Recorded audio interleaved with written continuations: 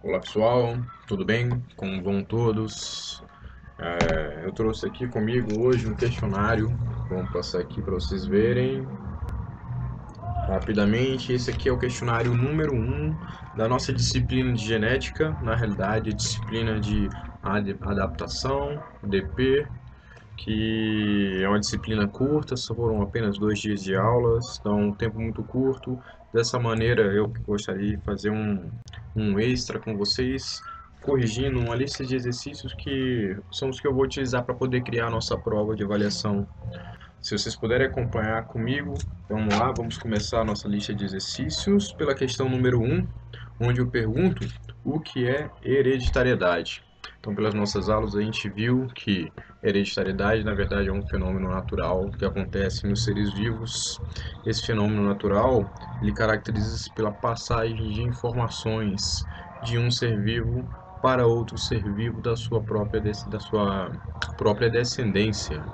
Então, vejam que um indivíduo pode passar características para o outro indivíduo que faz parte dos seus descendentes. E característica essa que surgiu na realidade não nesse indivíduo do exemplo, mas ele pode ter recebido dos seus pais, pode ter recebido dos seus antepassados. Na questão número 2, eu pergunto qual é a diferença entre cromossomos e cromatinas. E a gente viu na nossa aula de ciclo celular que o DNA, o ácido desoxibonucleico, ele é observado durante o ciclo celular, ele pode ser observado em 2 estados. Um que a gente chama de cromossomo, é uma forma que esse DNA vai assumir, e outro que a gente chama de cromatina.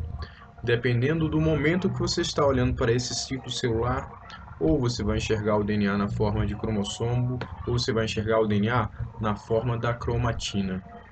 Mas, professor, não estou me recordando em que momentos eu enxergo cada um dessas 2 formas que o DNA pode assumir. Então, o cromossomo, você vai observar essa forma denominada cromossomo na primeira etapa da divisão celular, porque nessa primeira etapa é a etapa que a cromatina vai ser transformada em cromossomo. O DNA ele vai ser compactado até se formar a estrutura chamada de cromossomos. Para isso, existe até algumas proteínas envolvidas nesse empacotamento, dessa compactação. Esse DNA ele vai ser envolvido por proteínas histonas. Um conjunto de proteínas histonas associadas à fita dupla do DNA vai ser enrolado, formando estruturas cada vez mais condensadas e, ao mesmo tempo, mais espessas, mais condensadas e mais espessas, que é o que a gente chama de cromossomo. A cromatina, por sua vez, é um momento diferente do ciclo celular. A célula já se dividiu, na verdade agora a célula tem que se preparar, as novas células produzidas pela divisão celular vão ter que se preparar para talvez se dividir de novo. Então, você vai ter a fase denominada de interfase. Nessa fase inteira, chamada de interfase, o DNA ele vai estar descompactado, vai estar na forma da cromatina, que é simplesmente a dupla fita do DNA na sua forma helicoidal. É a forma que a gente chama ativa para o DNA. Esse DNA vai poder ser trabalhado por proteínas, para poder ser transcrito em um RNA, para poder ser replicado em uma nova fita dupla de DNA. E assim a gente responde na questão número 2. Questão número 3. Como é conhecida a fase preparatória que antecede o processo da divisão celular? Então a gente acabou meio que já respondendo essa questão também, né? Essa etapa preparatória que vai anteceder a divisão celular, ela é uma etapa denominada de interfase. Nessa etapa preparatória, a célula se prepara para entrar em um processo de divisão celular propriamente dito. Então ela tem que multiplicar a quantidade de proteínas que ela possui. Ela tem que produzir RNAs em quantidade suficiente para fazer essa síntese proteica. A célula tem que multiplicar o seu material genético por 2. Quando a gente fala de material genético, tem que lembrar que o material genético é extremamente importante, que tem que ser multiplicado adequadamente. E aí existe até vários processos que vão regular essa multiplicação adequada do DNA. É o DNA. Esse DNA vai ter que ser duplicado. Se eu fosse mostrar um gráfico de duplicação para vocês, quando entra na interfase, a célula tem uma determinada quantidade de DNA equivalente ao número de cromossomos normais, ao número de cromátides normais, adquiridos naquela espécie. Na fase S da interfase, isso é duplicado, e na fase seguinte já tem o dobro de DNA. Processo esse denominado de replicação. Respondendo, se atendo aqui à pergunta, a fase preparatória, que antecede a divisão celular, é denominada de interfase. Na questão número 5, na questão número 4, quais as etapas que descrevem essa fase preparatória que antecede a divisão celular? Essa fase preparatória ela pode ser descrita subdividida em 3 subcategorias, vamos chamar assim, subcategorias. A fase preparatória como um todo é denominada de interfase, mas ela começa pela fase G1, fase essa que caracteriza-se principalmente pela intensa síntese de RNA, pela intensa síntese de proteína. Daí a gente tem processos relacionados a isso que a gente já estudou. Essa produção de RNA é denominada de transcrição e a produção de proteína é denominada de tradução. Na fase seguinte da interfase, nós temos uma fase denominada de S. Fase S, exatamente porque é uma fase de síntese do DNA.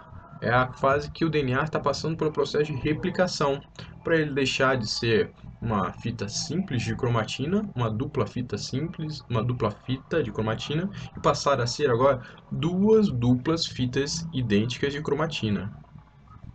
Em seguida, nós temos a terceira categoria, que é a fase G2, que seria uma etapa de checklist, onde a célula teria mecanismos que iriam verificar se o RNA foi produzido em quantidades adequadas e que isso levou a uma síntese adequada de proteínas, que o DNA foi multiplicado por 2, agora você tem duas duplas fitas, duas cópias de cada moléculazinha de DNA que existe no seu corpo. Passando para a próxima questão, uma questão muito direta, a maioria das questões desse questionário está muito direta, exatamente para você poder tentar compreender os conceitos, absorver essa informação e aí partir para os exemplos em si. Nessa questão número 5, o que são polímeros e o que são monômeros? Para responder isso aqui, na realidade, é uma questão bem generalista. Eu poderia ter perguntado o que são biopolímeros, aí ficaria até mais adequado à nossa pergunta, ao nosso estudo. Quando eu falo polímeros, na verdade, eu estou falando sobre grandes estruturas que são formadas por partes menores, pequenos blocos que podem ser encaixados até formar a estrutura como um grande. Essa grande estrutura é denominada de polímero, as partes menores são denominadas de monômero. Você pode pensar naquele brinquedo Lego que tem várias pecinhas de encaixar. Quando você monta várias dessas pecinhas, você vai ter um grande bloco. Isso pode ser um polímero também, só que é um polímero sintético, criado com a utilização de um brinquedo. No corpo, a célula produz vários biopolímeros. Exemplo de biopolímeros vem nas células. As células do nosso corpo, na verdade, produzem vários biopolímeros. Exemplos deles, nós temos as proteínas, que são grandes estruturas formadas por partes menores também. Nessas proteínas, as partes menores, os monômeros da proteína, são chamados de aminoácidos. Temos outro exemplo de biopolímeros, aí vocês estão utilizando aqui seus conhecimentos de bases biológicas. Os carboidratos. Os carboidratos também são grandes estruturas formadas por partes menores, quando na realidade esses carboidratos menores são os seus monômeros, como monossacarídeos, disacarídeos, trissacarídeos, eles unidos vão formar um carboidrato bem maior. Temos também outro exemplo de biopolímero, é aqui aplicado ao nosso estudo da genética, o DNA. O DNA, ele é um biopolímero, é uma estrutura muito grande, que eu posso conseguir destacar partes menores, eu consigo destacar os seus monômeros. Os monômeros do DNA, esses monômeros são chamados de nucleotídeos.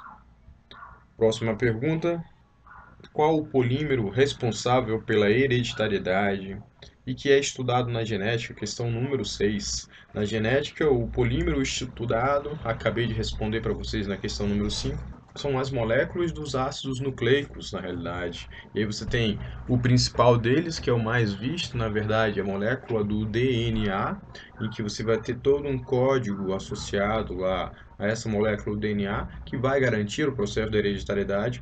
Existe também o RNA como ácido nucleico.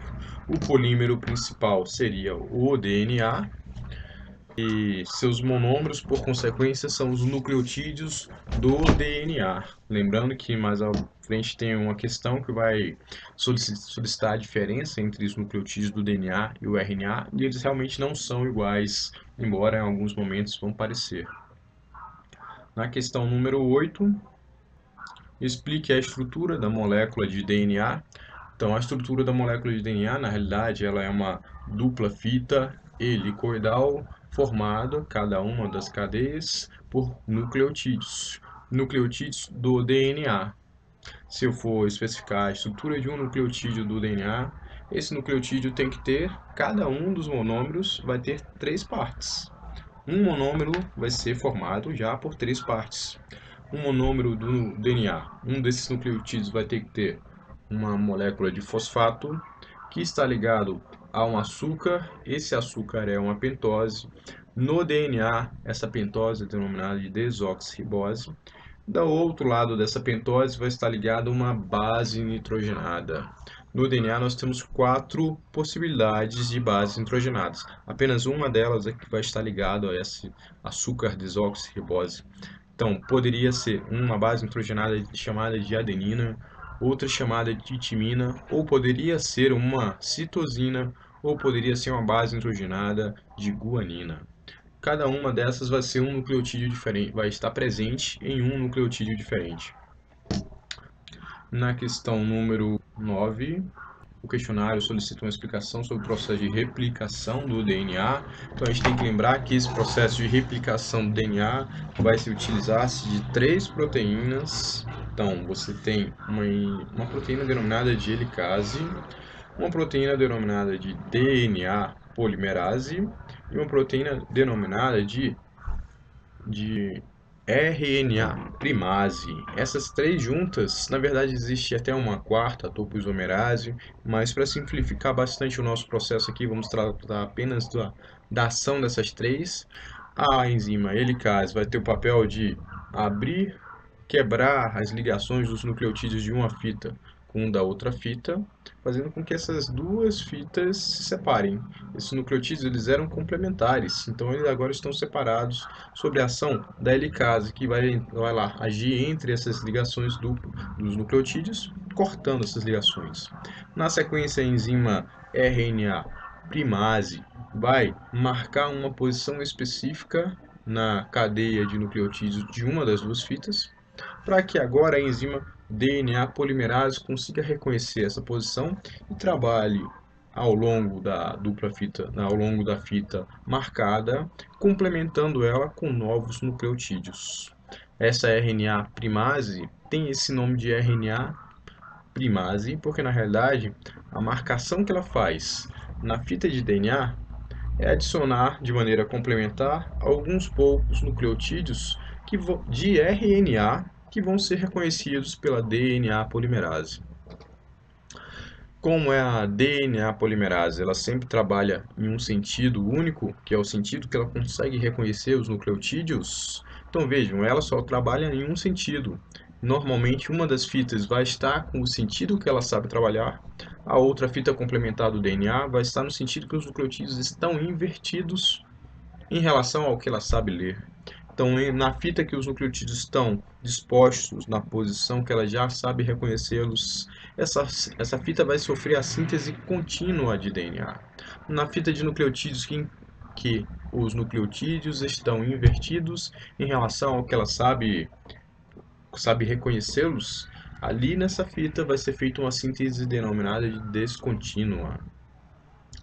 Esse processo vai gerar duas duplas fitas de DNA que, na realidade, se a gente for observar as duas duplas fitas que agora foram criadas, duas fitas eram fitas originárias da primeira dupla fita.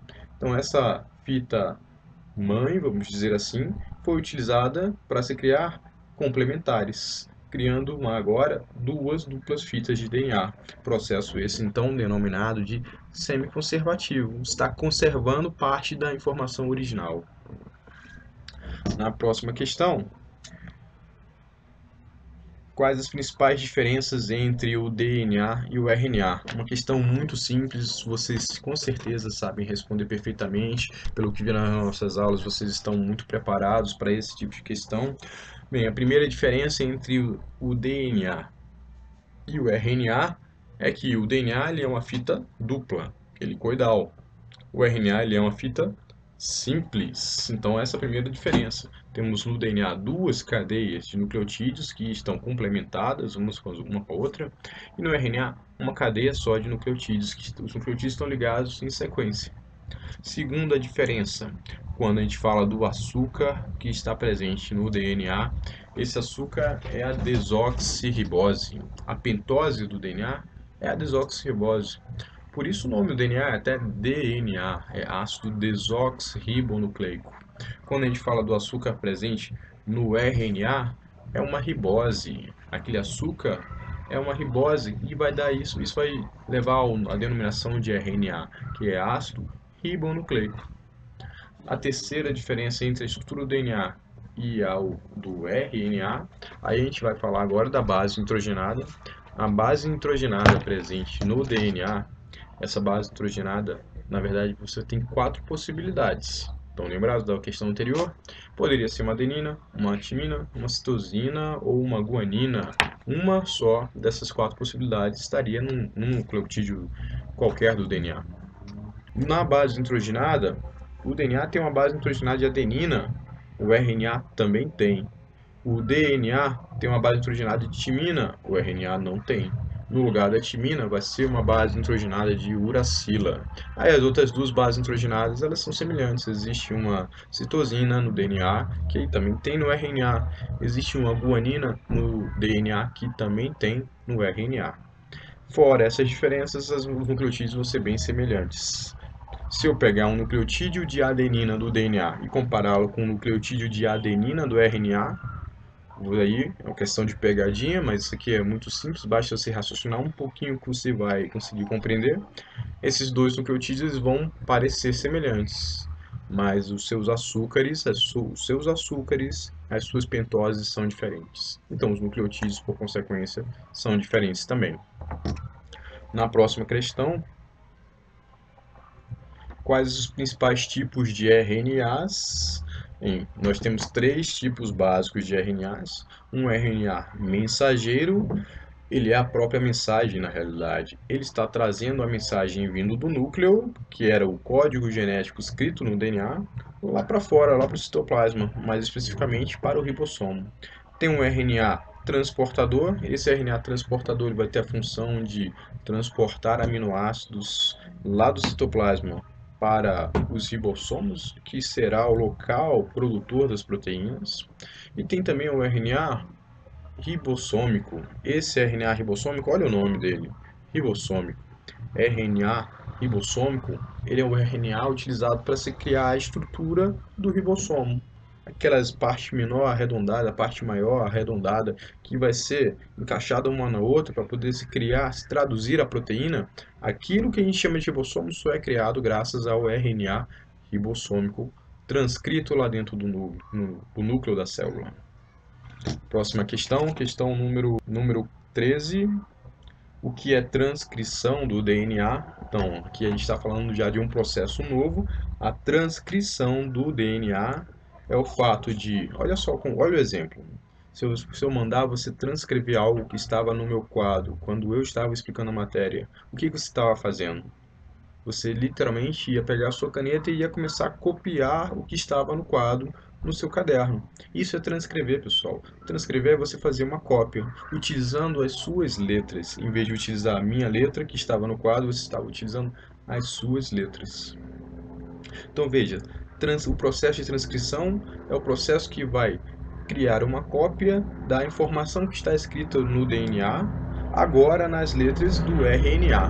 Então isso é transcrever. Você está copiando uma informação do DNA na forma do RNA. E aí, com isso, na realidade, você vai estar criando principalmente um RNA denominado de mensageiro. Mas o processo de transcrição também serve para se criar o RNA transportador e o RNA ribossômico. Dependendo do tipo de polimerase do RNA que vai estar trabalhando, vai ser um RNA transportador, um mensageiro ou um ribossômico que estará sendo produzido a partir da leitura da cópia do trecho do DNA. O que significa dizer que existe uma colinearidade entre a estrutura do DNA e de proteínas. Colinearidade, vocês têm que lembrar do exemplo que eu dei em sala de aula. Colinearidade é porque existe uma relação entre a estrutura, entre a sequência de nucleotídeos do DNA e entre a estrutura da proteína em si. Então, você tem uma proteína que é criada graças a um trecho específico do DNA. Isso é a colinearidade.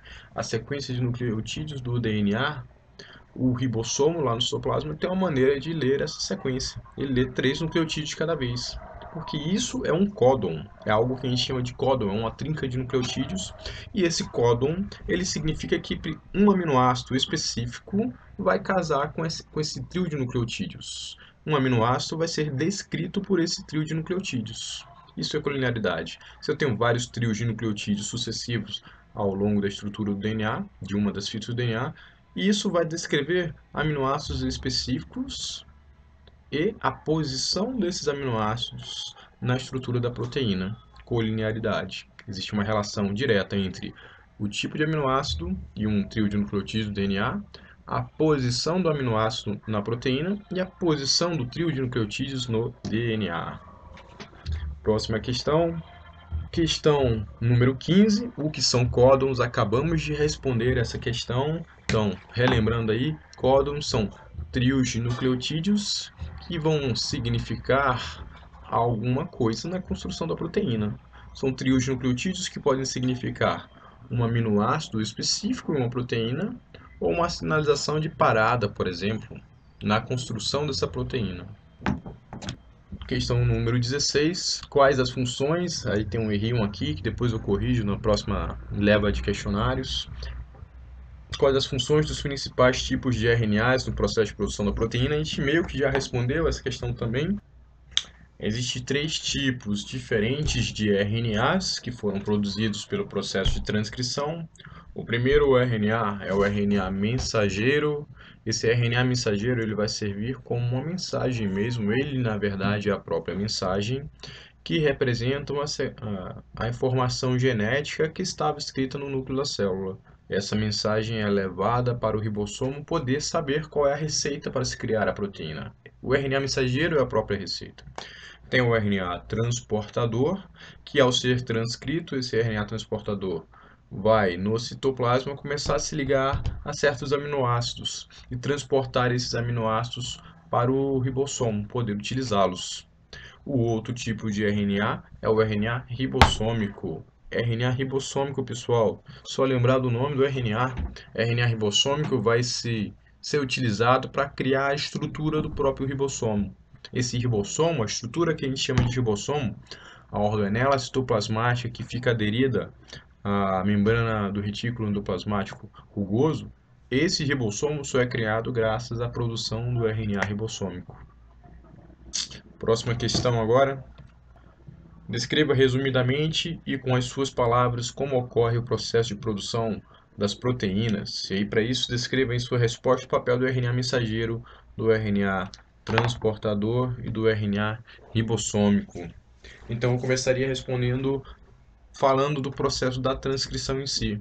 A partir de um trecho específico do DNA, esse trecho vai servir para se transcrever três tipos diferentes, três tipos diferentes de RNAs. Pode ser transcrito um RNA mensageiro, um ribossômico ou um RNA transportador, que vão agir no citoplasma para produzir a proteína específica. Então, o processo agora denominado de tradução vai se iniciar no citoplasma. A transcrição era um processo que acontecia no núcleo da célula, agora vai acontecer o processo de tradução no citoplasma. A tradução já é a criação da proteína em si. Isso é a tradução do que significa aquele RNA que foi transcrito. Então, o RNA mensageiro ele vai ser encaminhado ao ribossomo para que o ribossomo consiga ler as trincas de nucleotídeos. Cada trinca de nucleotídeo que o ribossomo ler, esse ribossomo vai necessitar de um aminoácido específico que vai ser trazido para ele por um RNA transportador. o RNA transportador só vai conseguir se encaixar no ribossomo por, na verdade, complementariedade com o RNA mensageiro que estava lá. Então, o trio de nucleotídeos do RNA mensageiro, esse trio aqui é específico para o aminoácido que aquele transportador está trazendo. Mas o transportador só se encaixa lá porque ele tem nucleotídeos complementares. Qualquer dúvida, vocês podem dar uma olhada naquele vídeo de transcrição e tradução que está disponível para vocês no nosso link do Blackboard. E aí esse ribossomo, que só foi criado graças ao RNA chamado de ribossômico, esse ribossomo vai 3 nucleotídeos por vez ler as trincas de nucleotídeos do RNA mensageiro e aos poucos adicionando novos aminoácidos à estrutura da proteína. Dessa forma, olha aqui o que a gente acabou de fazer. Acabou de descrever o processo de transcrição, o processo de tradução. Lembrando apenas que quando a gente estava falando da transcrição, logo no começo da resposta, a enzima que vai estar fazendo essa transcrição, ela é chamada de RNA polimerase. Não confundir com DNA polimerase. DNA polimerase era utilizada lá na replicação do DNA, que acontecia na fase S da interfase. Era aquela lá, juntamente com a helicase, juntamente com a RNA primase. Aqui na transcrição, a gente está utilizando uma RNA polimerase. Ela não precisa da helicase para abrir a dupla fita do DNA. Ela já faz isso sozinha. Ela não precisa de uma RNA primase porque ela já sabe reconhecer a posição de ligação dela na estrutura do DNA. Ok, então essas foram as 17 primeiras questões. Na verdade, são as questões do questionário número 1. Qualquer dúvida, vocês já têm o meu contato, podem enviar um e-mail perguntando, movimentem o fórum de discussão que a gente criou lá no Blackboard para poder compartilharem suas experiências aqui com esse questionário. Se tiver alguma dúvida, aproveita para perguntar. No mais, desejo bons estudos a todos. Nos vemos no dia da aplicação da prova. Espero que tenha sido agradável para vocês a nossa disciplina. E uma boa sorte para todos vocês. Um grande abraço. Tchau, tchau.